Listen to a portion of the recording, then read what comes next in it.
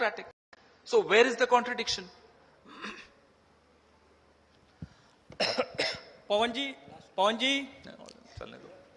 पवन जी, मैं वैभव न्यूज़ 24 से, क्या इस अधिवेशन से ये तय हो जाएगा कि 2024 का चुनाव मोदी बनाम राहुल होने वाला है?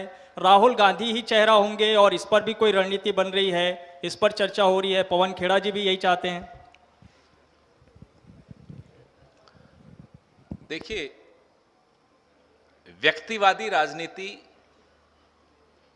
एक समय तक, एक सीमा तक ठीक लगती है। व्यक्तिवादी राजनीति देश का, समाज का, संगठनों का, देश की संवैधानिक संस्थाओं का नुकसान ही करती है। कांग्रेस पार्टी व्यक्तिवादी राजनीति को जितना सीमित किया जा सके उतना सीमित करती है। हम मुद्दों की लड़ाई लड़ते हैं। आने वाला चुनाव एक व्यक्ति और उसके सामने पूरा देश, ये उन दोनों के बीच का चुनाव है। हमारा सौभाग्य है कि हम पूरे देश की तरफ से खड़े होंगे और उस एक व्यक्ति को जवाब देंगे। सर, मेरा नाम याज्ञवल्क है। आपने कहा नेहरू जी का जिक्र करते हुए कि चाइना के मुद्दे पे उन्होंने सरेंडर नहीं किया। बीजेपी अक्सर इस मसले को लेकर आक्रामक होती है और तत्कालीन कांग्रेस सांसद महावीर त्यागी जी के संदर्भ का उदाहरण देती है। आपने कहा सरेंडर नहीं किया, लड़े और हारे, और बीजेपी इसी पर सवाल करती है कि फिर वो क्या प्रसंग था कि महावीर त्यागी अपना टकला, क्योंकि शायद नेहरू जी ने यह कहा था वहां तो घास भी नहीं उगती। चर्चा होने दी ना, संसद में चर्चा हुई थी ना। महावीर त्यागी किस पार्टी के सांसद थे और वो चर्चा कब हुई थी? जंग चल रही थी और चर्चा हो रही थी। ये उदाहरण तो ये बाद में देते हैं भारतीय जनता पार्टी वाले, हम पहले देते हैं। सुन लिया, आगे भी बोल रहा हूं। जंग हुई थी या नहीं हुई थी, पहले इस पे मैं भारतीय जनता पार्टी से एक जवाब चाहता हूं। जंग हुई थी ना, सर्टिफिकेट तो नहीं दे दिया था कि नहीं चीन घुसा ही नहीं साहब, कोई आया ही नहीं, ऐसा तो नहीं किया था ना। चीन की कंपनियों से पीएम केयर फंड में पैसा तो नहीं लिया गया था ना, और उस जानकारी को सार्वजनिक भी नहीं किया जा रहा। चीन की ऐसी ब्लैकलिस्टेड कंपनीज को जम्मू कश्मीर जैसे संवेदनशील राज्यों में, अब तो राज्य भी नहीं रहे, यूनियन टेरिटरीज हो गए हैं, ठेके दिए गए पावर मीटर्स के।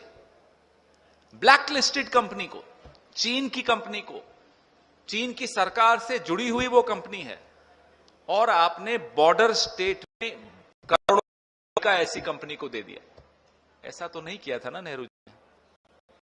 हम तो चाहते हैं, खुली चुनौती है भारतीय जनता पार्टी को। 62 करते रहते हैं हम, 62 की भी बात करेंगे, 65 की भी बात करेंगे, 67 की भी बात करेंगे, लेकिन हां 2020 पर सवाल भी पूछेंगे। नेहरू जी ने जवाब दिए थे। सैकड़ों घंटे की चर्चा थी, अटल बिहारी वाजपेयी थे उस चर्चा में। बाहर संसद मार्ग पर दिल्ली में प्रदर्शन हो रहा था, अंदर चर्चा हुई। नेहरू जी भागे नहीं थे चर्चा से, नहीं बने थे चर्चा से। नेहरू जी भगोड़े बने न, वॉर से हमारी देश की सेना भगोड़ी बनी न। आज भी हमारी देश की सेना लड़ना जानती है, बहादुरी से लड़ सकती है। आज तो साजो सामान भी है, लेकिन सरकार में कायर लोग बैठे हैं। वीर सेना, कायर सरकार।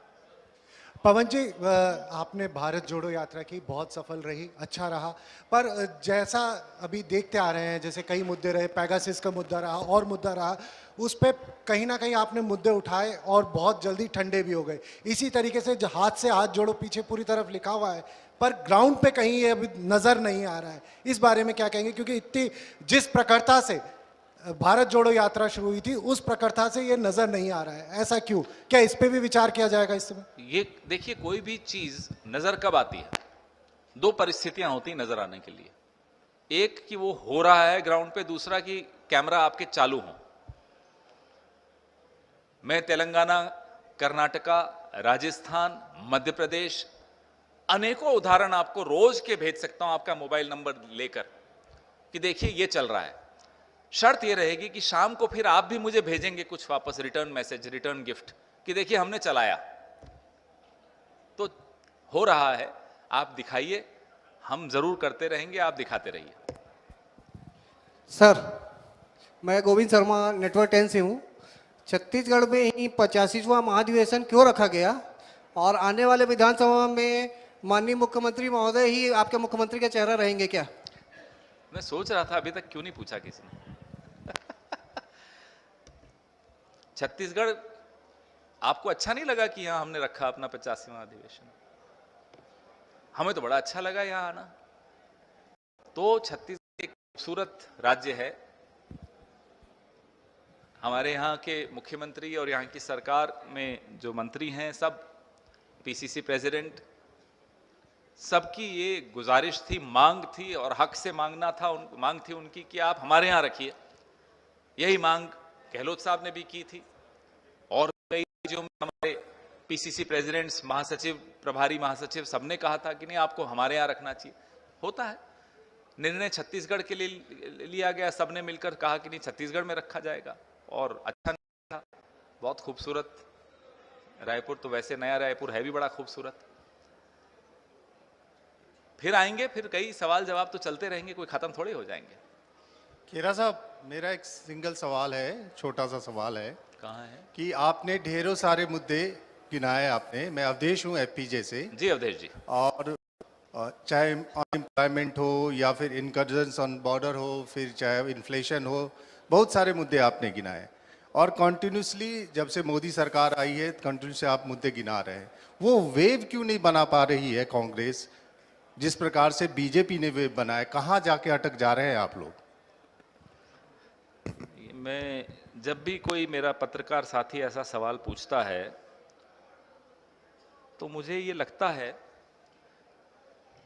कि सवाल पूछते वक्त हम दोनों को इकट्ठे बैठ के सामने आईना रखना चाहिए। हम लोग आपके बगैर अधूरे हैं। हम विपक्ष हैं, हम सिर्फ बोल सकते हैं, आवाज उठा सकते हैं, संसद के भीतर भी, सड़क पर भी, लेकिन उस आवाज को ताकत तभी मिलती है जब अवधेश जी उस आवाज को चलाते हैं। तो आप कमरे की लाइट ऑफ कर दो, फिर कहते हो साहब कांग्रेस पार्टी के रहते हुए इस कमरे में कुछ दिखाई नहीं दे रहा, तो साहब लाइट ऑन कर दो, सब दिखाई देगा। तो ये कैमरास है ना, ऑन रखो, हमारी बात चलाओ।